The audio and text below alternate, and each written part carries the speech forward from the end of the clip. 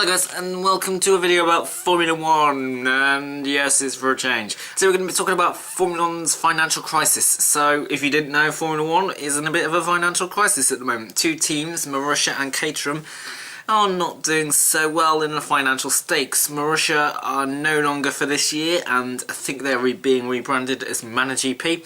Caterham, they literally had to ask money from the public to get themselves to the Abu Dhabi Grand Prix, and whether they're in next year is another hot kettle of fish. And it says something when that happens, because clearly you've got the teams at the top like Mercedes, Red Bull, Ferrari, Williams, and, well, not really Williams and not really Ferrari, but you've got the teams at the top who are pretty much dominating the sport, and they have shed loads of cash to spend on whatever high-tech gear that they've got in their cars. And then you've got Marussia and Caterham who actually struggle to actually get themselves on the grid.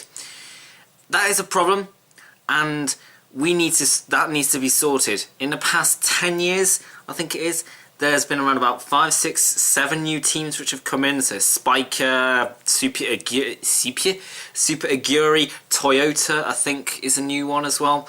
And, well, that's gone down the pan pretty quickly. Really, when you enter into Formula 1, you expect that you have some chance of maybe climbing to the top, maybe winning 1 or 2 championships. I mean, that's what every team wants to do when they enter Formula 1. They go, right, I want to win like 1, 2, maybe 3 championships by the end of it, and that's the general feel. However, nowadays, because you've got, like, everybody has so much money, like, at the top, that you stay at the bottom, and, like, in the rarity, like in Monaco this year, that you get a point, it's like, then it's only like in those small races where you get points, you get like a bit of money for it, but in general it is very, very hard to get up there because of just general Formula 1 debacle. We need new teams. So, like, for instance, the 3 that came in 5 years ago were HRT, who have now gone in 2012, I think it was their last season. You've got Marussia, which were Virgin, and they're looking like they're going to be rebranded as ManaGP. And then you've got Caterham, who were Lotus, and they're scraping along.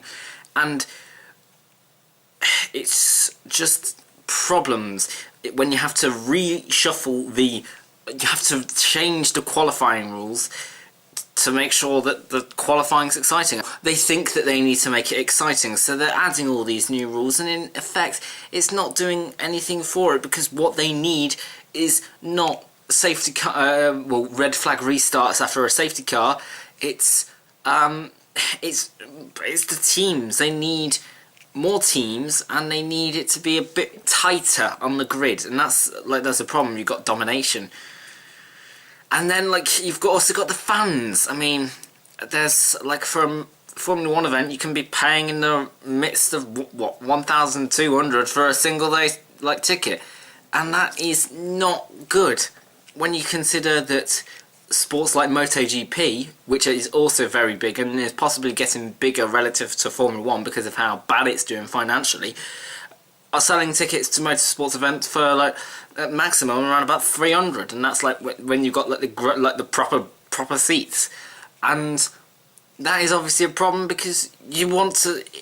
A race is better in the grandstands than it is at home on the telly. It is better, not from personal experience, but I would say that some people who I know would agree with me. People want to experience that, especially, like, for instance, there's a significant Formula 1 following in the UK, which is where I am, and they've got the Grand Prix in Silverstone. Now, luckily, they do Santander do competitions where they can go, oh yeah, have free tickets, but that's a rarity.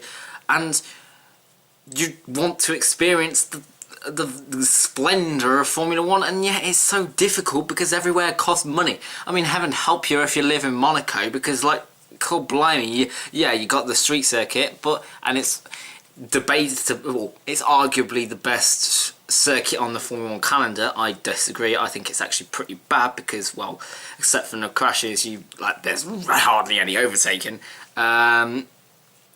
So Like, imagine what's the problem for them. I mean, they've got to pay really large sums of money, and it shows when you've got empty grandstands. That's something which Formula 1 shouldn't have. As such a mega sport that it is, it shouldn't have empty grandstands. It should be filling with the grandstands of people going, yeah, look, I have enough money to go to the Formula 1 this year. I have about, what, £300, £400, that's enough for a 3-day ticket. And that's brilliant. I mean, that means more Formula 1s for me. But that doesn't happen because everywhere costs so much money. I mean, Bernie Ecclestone said that it was his fault for like the financial crisis, but then he kind of took it back, and then he said that younger team spending is like women with credit cards, which is like the worst thing to say, isn't it? But Bernie Ecclestone, seriously, it is your fault. You don't give a toss about the younger teams, and yet again, younger teams is what makes your sport. You've just got to consider that there are younger teams who may do better if you give them a chance, and with more teams threatening them to drop, I mean, we could have the lowest grid next year since 1967, I think it was. And that's a travesty. We should not have like 16-car grids because, well, actually no, 14-car grids they're threatening, I think. Yeah, 14-car grids because, well, you've got obviously Mercer and Caterham, and then you've got Sauber and you've got Lotus who are doing worse. And in general, Mr. Bernie Ecclestone, you need to sort out your sport. Otherwise, it's going to go down the drain pretty quickly because people aren't going to be afford to go to your sport.